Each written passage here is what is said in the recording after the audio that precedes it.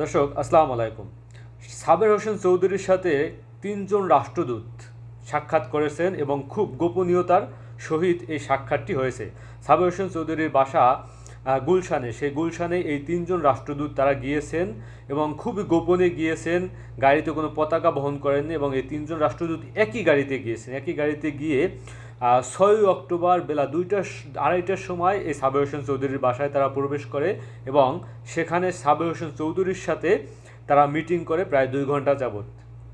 প্রায় 5টা, 5:30টার দিকে তারা সেই বাসা থেকে বেরিয়ে এসে আবার অন্য রাস্তায় দিয়ে তারা বেরিয়ে আসেন, মানে অন্য রাস্তা দিয়ে তারা চলে গেছেন। তার মানে সার্বিক গোপনীয়তা রক্ষা করে এই মিটিংটি হয়েছে। এই মিটিংটি আসলে কেন হয়েছে এবং অনেকেই বিভিন্নভাবে এই মিটিংটি বিশ্লেষণ করার চেষ্টা করেছেন যে আওয়ামী লীগকে রাজনীতিতে ফেরানোর জন্য তাদের একটি তৎপরতার অংশ হিসেবে অনেকে এই জিনিসটাকে দেখতেছেন। আমি যদি একটু নিউজ থেকে আপনাদেরকে পড়ে শোনাই, যে নিউজটা আসলে খুবই গুরুত্বপূর্ণ, যে আওয়ামী লীগের আসলে রাজনীতিতে বা এই আগামী নির্বাচনে ফেরার কোনো সম্ভাবনা আছে কিনা। কারণ আমরা দেখেছি যে সাবের হোসেন চৌধুরীকে প্রথমে গ্রেপ্তার করা হলো, গ্রেপ্তার করার পর এক অলৌকিক শক্তি বলে সাবের হোসেন চৌধুরীকে মুক্ত দেওয়া হলো।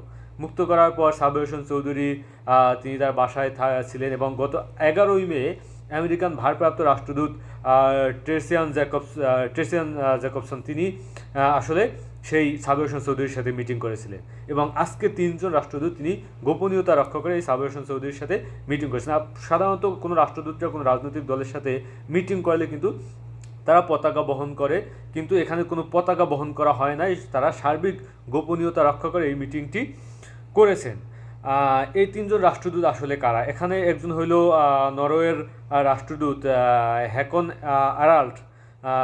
আরাল্ট এবং সুইডেনের রাষ্ট্রদূত নিকোলাস লিনাস রাগনার উইক্স এবং ডেনমার্কের রাষ্ট্রদূত ক্রিস্টিয়ান ব্রিক্স মলার।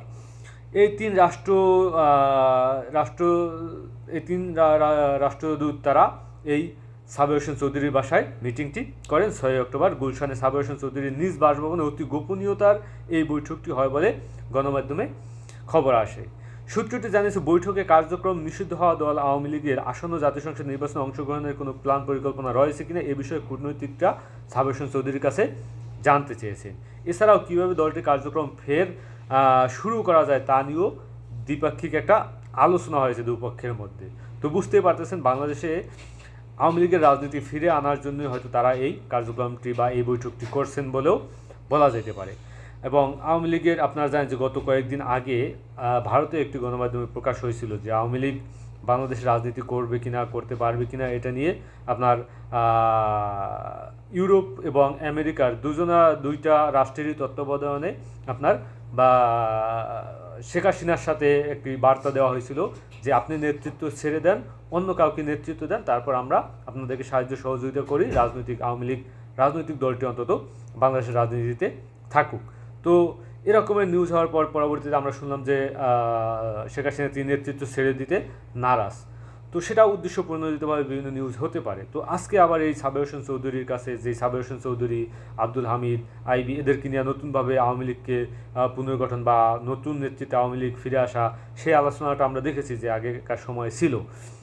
তো তারই ধারাবাহিকতা এভাবে একটা আওয়ামী লীগের গুরুত্বপূর্ণ ব্যক্তির সাথে যে রাষ্ট্রদূতরা মিটিং করতেছেন, এটা কিন্তু কোনো সাধারণ বিষয় না। আমি আরও একটু আপনাদেরকে এইখান থেকে তথ্য দিতে চাই যে আসলে তারা কেমন গোপনীয়তায় ঘেরা বৈঠক করেছেন। ঢাকার গুলশান 2 সাবের হোসেন চৌধুরীর নিজ বাসভবনে দুপুর 2:55 বিকাল 5টা পর্যন্ত প্রায় 2 ঘন্টা ধরে অত্যন্ত গোপনীয়তায় চলে এই বৈঠক। এর অংশ নেন 3 বিদেশি রাষ্ট্রদূত। নির্ভরযোগ্য সূত্র জানিয়েছেন এই 3 রাষ্ট্রদূত ফ্ল্যাগ ছাড়া, অর্থাৎ কোনো কূটনৈতিক স্বাক্ষর ছাড়াই একই গাড়িতে চড়ে সাবের হোসেন চৌধুরীর বাসভবনে প্রবেশ করেন। নজর এড়াতে তারা বৈঠক শেষে বাসভবনটি থেকে বেরিয়ে বিকল্প রাস্তা ধরে তারা চলে যান। সচরাচর এমন গোপনীয়তা সাধারণত কূটনৈতিকদের সাক্ষাতের ক্ষেত্রে অনুসরণ করা হয় না। তবে সূত্র বলেছে যেহেতু আওয়ামী লীগের রাজনৈতিক অবস্থান বর্তমানে নাজুক, তাই বৈঠকের খবর গোপন রাখা ছাড়া উপায় ছিল না। সূত্রটি আরও বলেছেন আওয়ামী লীগের ভবিষ্যৎ রাজনৈতিক কৌশল, আন্তর্জাতিক সমর্থন এবং দেশের রাজনৈতিক স্থিতিশীলতা নিয়ে বৈঠকে আলোচনা হয়েছে। গত বছরের আগস্টে এটা একটু মানে আপনার তত গুরুত্বপূর্ণ না, এখানে আরও কিছু গুরুত্বপূর্ণ তথ্য তারা তুলে ধরেছেন যে এই যে তিনজন রাষ্ট্রদূত তার সাথে দেখা করলেন, এই যে তিনজন রাষ্ট্রদূত বা এই তিনটা যে রাষ্ট্র ডেনমার্ক, সুইডেন এবং নরওয়ে, এরা আবার স্ক্যান্ডিনেভিয়ান দেশের নামে পরিচিত। স্ক্যান্ডিনেভিয়ান দেশ নামে পরিচিত মানে তারা বাংলাদেশের জলবায়ু পরিবর্তন, বাংলাদেশের আপনার যে থাকে আর কি, মানবাধিকার, এগুলো নিয়ে তারা কাজ করে থাকেন।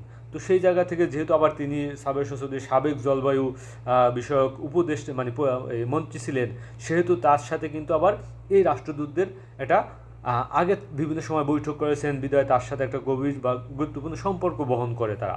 তো সেই জায়গা থেকে সাবের হোসেন চৌধুরীর সাথে তারা বৈঠকটি করেছেন এবং সাবের হোসেন চৌধুরী আওয়ামী লীগের একজন আপনার গুরুত্বপূর্ণ নেতা এবং তিনি কিন্তু তেমনটা বিতর্কিত না, অন্যান্য রাজনৈতিক নেতারা যে বিতর্কিত। তো সেই জায়গায় মোটামুটি আওয়ামী লীগ তাকে ক্লিন ইমেজে রাখার চেষ্টা করেছে বা বিভিন্ন মহল থেকে আমরা দেখেছি যে তাকে ক্লিন ইমেজ বলে উপস্থাপন করার চেষ্টা করা হয়েছে। তো সেই জায়গা থেকে এরকমের তিনজন রাষ্ট্রদূত তার সাথে বৈঠক করেছে।